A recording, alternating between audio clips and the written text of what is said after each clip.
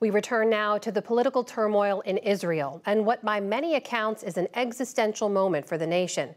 Has the crisis created by Prime Minister Netanyahu's government been averted or just postponed? And what is the state of the now 75-year-old democracy? Ambassador Daniel Shapiro was the American envoy to Israel during the Obama administration. He's now a distinguished fellow at the Atlantic Council. Ambassador Shapiro, welcome and thanks for joining us. Netanyahu's plan to overhaul the judiciary set off one of the deepest domestic crises in Israel's history. Does the decision to delay that plan end the crisis? It does not end the crisis. It does buy some time. The last 12 weeks in Israel have been utterly dominated by this issue. Hundreds of thousands of Israelis have come into the streets to protest against it. It was the source of nearly all news coverage. And heading into what is normally a very happy time of year with Passover holiday, then the Day of Independence, the Israelis celebrate with a lot of unity. The country was riven as it's rarely been in its history. So the announcement today that the Prime Minister is postponing work on this legislative package certainly buys time. People are exhaling. People are going to enjoy the holidays. But he has said he's going to come back to the issue again when the Knesset, the Israeli parliament, resumes session in May. And by the end of that session in July, he intends to pass a version of it. He has said he wants to engage in dialogue and seek a more consensual type of overhaul of the judiciary, something that would gain the support of some of the opposition parties. But he has also said that if that dialogue doesn't produce consensus, he's prepared to go back to his fairly narrow coalition and ram through the same package that he just put on the back burner. So the crisis is not over, but some time has been bought, and at least there's a pathway to try to get to a more peaceful outcome. Why do you think he took this approach at this moment? Given the political landscape, given how dependent he is on his coalition, did he have any other option right now?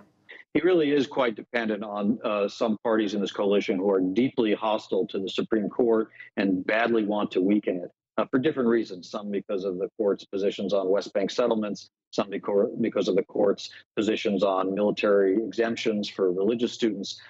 And so because that's the coalition he has and the only one that can keep him in power, he's worked hard to deliver for them. At the same time, he saw, as we all did, the incredible outpouring of opposition. And clearly, most polls in Israel showed that more than 50% of the country was not comfortable, felt that this was an overreach that would so weaken the Supreme Court that there would be no check and balance on the government's power and decisions it might make or laws it might pass. Then what really was the tipping point was yesterday when his own defense minister from his own party, even a supporter of the judicial overhaul, said this is not the time and this is not the way to pass it. And the reason was that it's posing a risk to Israel's security. Security is really the point of the realm in Israel, and Israelis took that warning seriously. But Prime Minister Netanyahu was so troubled by the lack of support from his own defense minister that he fired him. And that produced this spontaneous explosion of protests at even a higher level of intensity and emotion than we've seen before. And it so spooked members of his own party that they came to him overnight and said, Mr. Prime Minister, we really can't push this through now. We need a pause. And that was why I think he ultimately felt he had today to take this decision. That fired defense minister said today that he welcomed the delay, as did the head of the main labor union there, who called off the general strike that had been declared this morning. But the protests do continue tonight. And there are some organizers who are also saying there will be another mass protest in Tel Aviv. Do you see any way in which those protesters go home? They don't continue these protests unless the plan is completely pulled. I think there will be a break. I hope people will allow themselves to exhale and break over holidays. But that doesn't mean this issue is over. It won't surprise me if on Saturday night, the usual protest night, there is a large protest because people feel that it's precisely because they rallied that they prevented something very dangerous from happening that could have done great damage to Israel's democracy, Israel's economy, Israel's security. And so they don't want to give up that energy and they don't want to let down their guard.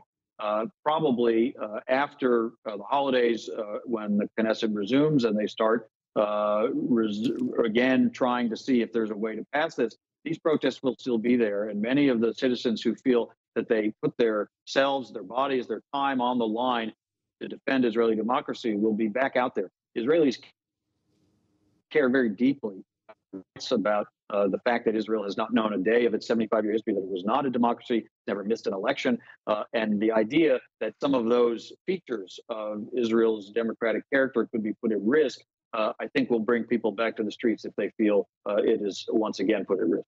Ambassador Shapiro, what position does this put U.S. and White House officials in? We saw them today say they welcome this delay. This gives people time and space. They urged Israeli leaders to work towards compromise and noted that the hallmark of the U.S.-Israel relationship has been democratic principles. When you look at this plan to overhaul the judiciary, is that consistent with democratic principles?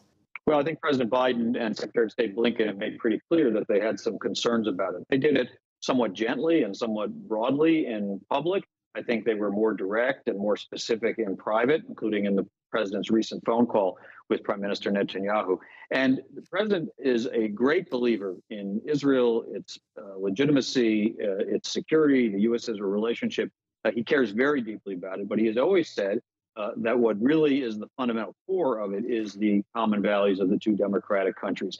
And if at some point Israel were on a path that would take away some of those features of checks and balances, of rule of law, of separation of powers, and if it were to ram through changes to a system of government that don't embody consensus or some transparency or taking the time to have the discussion that allows people to accept these changes and allows them to be enduring, that would cause damage to Israel's democratic character, but ultimately that could cause damage to this partnership that both countries derive a great deal of benefit from. So he made that point. He made it very, very clearly. I think he's quite relieved by the decision to postpone the legislation today.